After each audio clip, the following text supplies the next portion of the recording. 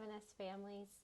I wanted to check in and let you know how much I am still enjoying my homeroom each and every day. They make me laugh and really keep a really positive environment in our homeroom. So that's been awesome. In religion, I wanted to point out just that we are continuing to, seventh grade is heavily focused on New Testament and specifically Jesus and how we learn about him through the New Testament. And so that is what we continue to work on. We're currently looking at parables and the Beatitudes and connecting his life to the way we live ours. And so it's really fun to have meaningful conversations, allow for students to have quality reflection time. And some of them will tell you that their favorite time in religion is when we get to experience meditation as prayer. So we're just finding lots of ways to connect to our faith, not just in religion though, across the board. And this group of students has been really fun to do that with. So thank you for sharing them with me. Hi, seventh grade families.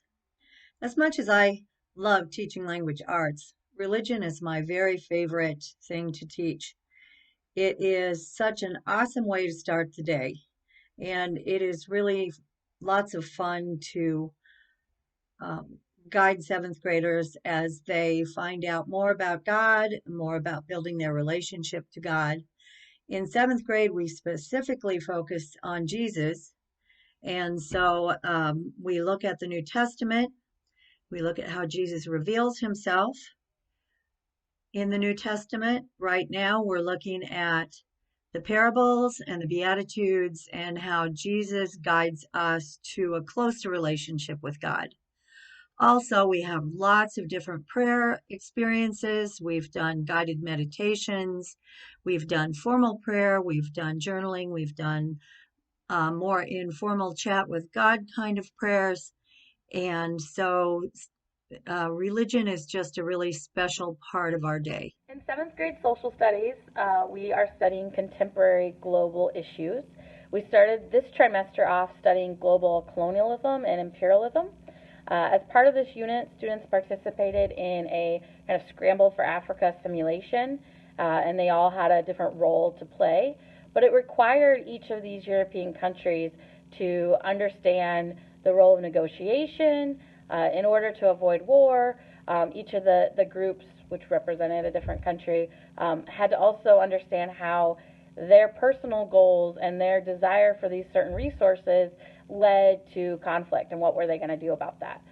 So to make it relevant to our world today during this unit, we also applied these themes and lessons to the potential of what happens if we start to colonize space, and what themes would hold true and what can we kind of learn from history and apply them to today.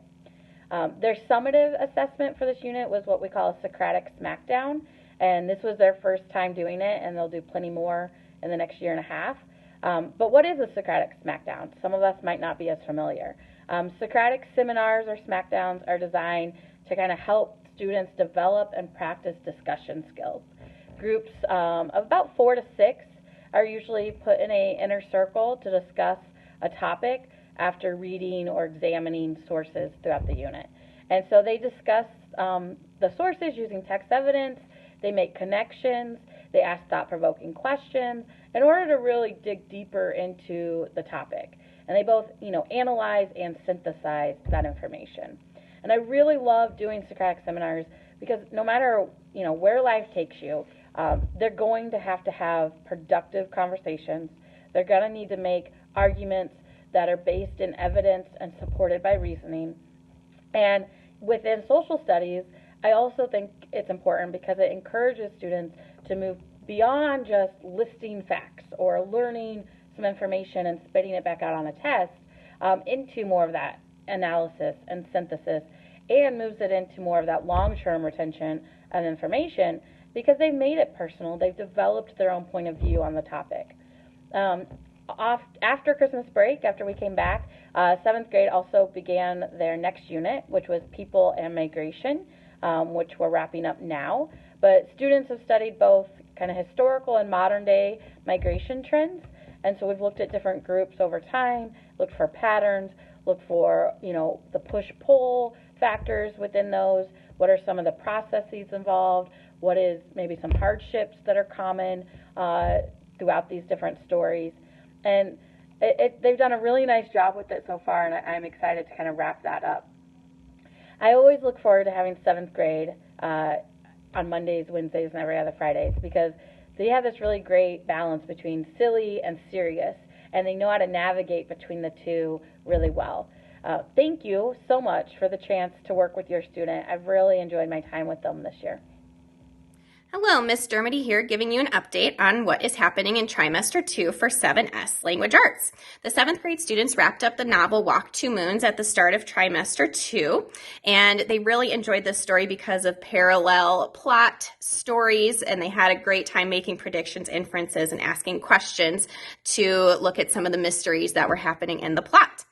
Next, we dove into nonfiction with a persuasive writing piece. In Writer's Workshop, we worked on attention getters and hook strategies, topic sentences, conclusion strategies, thesis statements, and more. In December, we then moved to a reader's theater of A Christmas Carol. We focused on characterization, plot, symbolism, and more, and they each took turns reading for a different role each day. We had some creative writing pieces associated with A Christmas Carol as well. We also learned about the Victorian era, which was the setting for the story and a big inspiration for the author Charles Dickens.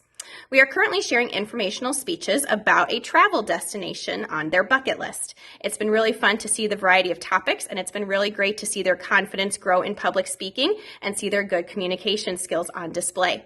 The 7th graders are also working on a science fiction unit. We read The Reader's Theater, The Monsters Are Due on Maple Street. We are focusing on character motives. We're also focusing on foreshadowing, theme, and more. Soon they'll be creating their own science fiction world through a project.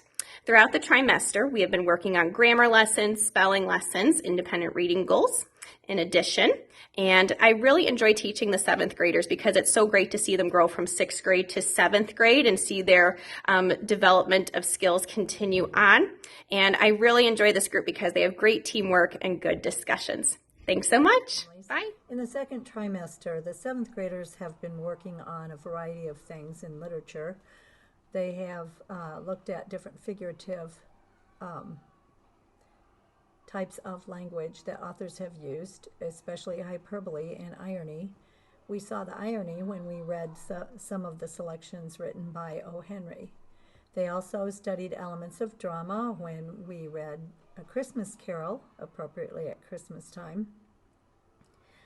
And as we study short stories, they have been learning about plot elements and being able to complete a plot diagram to show where the events of a story fit in. Also along the way, we have done short research projects. One of our standards is to generate short research projects to give students a chance to write and to do research and to learn how to cite sources. And right now they are working on informative speaking, where they are preparing to deliver a 3 to 5 minute informative speech on a subject of their choice. Looking forward to hearing some of their really interesting topics. As we move forward from here, we will begin novel study by reading The Giver by Lois Lowry. In the third trimester, they will also be doing poetry writing and making a book of their original poetry. These are just some of the things we've covered. Let me know if you have any questions. Welcome to Spanish class. Bienvenidos a la clase de español. I'm Miss Lise. Welcome to 7th grade Spanish. 7th grade has learned so much this year in Spanish. We've learned how to speak, read, and write the alphabet in Spanish and how to spell words in Spanish, the numbers from 0 to 100, the colors, how to describe and ask about the weather. We've learned classroom vocabulary and giving instructions in Spanish in the classroom. We've learned the days of the week, the months of the year, how to give and ask for someone's phone number, how to ask and tell where you are from, names of all the Spanish-speaking countries in Spanish, greetings and salutations, and asking how someone is. We've also learned about the following holidays in Spanish-speaking countries, such as Dia de la Independencia, Independence Day in September, El 12 de Octubre, known as Columbus Day or Indigenous Day, on October 12th. Dia de los Muertos, Day of the Dead, which was at the end of, it was October 31st and November 1st and 2nd. Las Navidades, Christmas in Spanish-speaking countries. El Año Nuevo, the New Year's activities in Spanish-speaking countries. And the future holidays that we will be learning about will be Carnival, kind of like Mardi Gras, Las Fallas in Valencia, Spain in March, Semana Santa, Holy Week traditions, which are very important in Spain and throughout Central and South America because most Spanish-speaking countries are predominantly Catholic.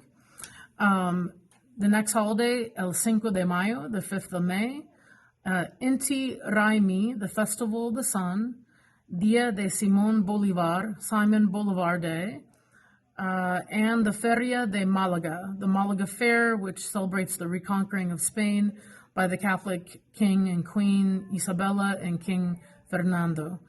Students this year will also be learning about how to talk about and describe foods and beverages, using subject pronouns and the verb ser, which means to be, using the word de, de, to describe where you are from, using the word gustar with an infinitive, which means to like something, talking about activities they like to do, being able to tell where they are from, say what you like and don't like to do, learn adjectives, nouns for identifying people, using the verb ser, to be, which means to be, to describe what someone is like, using definite and indefinite articles, practicing noun and adjective agreement, describing themselves and other people, identifying people and things, talking and learning about school subjects, like learning how to say history or science class or math class, learning adverbs of frequency, learning the verb tener and tener que, which means to have and to have to do something, the present tense of AR verbs, talking about daily schedules and asking and telling time, also learning how to say what you have and have to do, and say what you do and how often you do things. So we've learned a lot already, and we're going to be covering a lot of material this winter and spring. If you have any questions, feel free to email me. I'll do my best to get back in touch with you within 24 hours. Thank you so much for the privilege of being able to teach your children, educate them here at Holy Trinity, and to give them this lifelong skill of being able to use Spanish, hopefully in their personal life or in their future work lives, or spreading the good news and gospel as Catholics in the world today. So thank you so much. Have a great day. I'm so thrilled with the 7th graders this year. My time got cut a little bit short with them last year, but they picked right up where we left off with online learning last spring, and they are just loving science.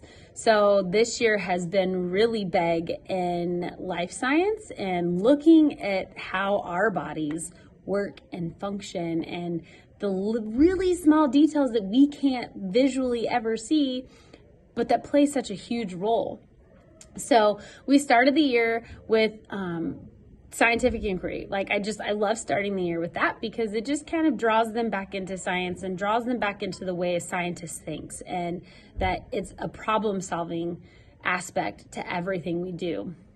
And as 6th grade, like last year, they kind of ended their year with a quick introduction to cells. So we picked back up with that, and we did a little bit deeper and dug a little deeper in their understanding of cells, because it's helping them understand right now where we're looking at genetics and how our DNA plays such a huge role in what we look like and the traits that we have, and they're seeing that, those are passed down from family members, and so they're finding it really interesting.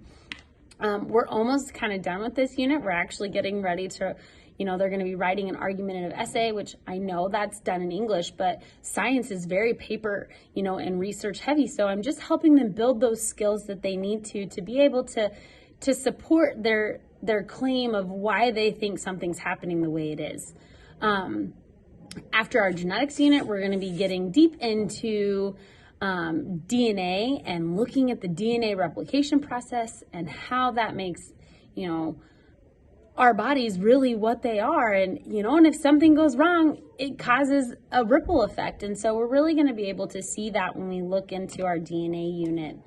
And then we're going to kind of shift focuses a little bit, and we're going to look at like environmental science. So we're going to be looking at the weather and the atmosphere and how that plays a role, in our everyday lives. And so I think they're going to be really intrigued because we're taking some very big concepts, but that are very micro in understanding, and that they can't always see happening, and really making sense of what's going on. So I am thrilled with their attitudes this year and the students and how they're just tackling science with just such a wonderful understanding. So this is our year. Seventh grade math has been a lot of fun this year so far, and I wanted to take this opportunity to give you an overview of the content we're coming from, what we're currently working on, and where we'll be headed over the course of the next few months. Given our strange year and a variety of different learning formats, we are focused on the essential learnings for 7th grade. Proportional relationships has been a heavy focus, and that is how we ended the first trimester. We've been building upon that foundation and are currently working with percentages, with an emphasis on percent increases and percent decreases, which lead to very good conversations and learning about tax and tip and discount, percent error, among other things. So looking ahead, 7th graders will be digging into applying all operations to rational numbers, and toward the end of the year, we'll be learning about expressions, equations, and inequalities. So what can you do to continue to support your 7th grader at home? With each lesson, students are expected to be working on the practice problems as just that, practice. They know the routine. First, attempt the problems on their own, and then when they're done, I provide an answer key, so they need to check themselves. And if there are any that they need to rethink, they could be using their summaries or any sort of activities or notes from that day to try and clarify their thinking. If they're still stuck after that, they can use the Mr. Morgan videos that I also post in Google Classroom for each lesson. He goes through each problem, explaining or reteaching the thinking behind it. So the goal with practice at home is to be able to walk into class the next day feeling confident that they have a solid understanding of the day before's work, so that then they can build from that understanding to new learning. Please let me know if you have any questions, and I'll be seeing you soon.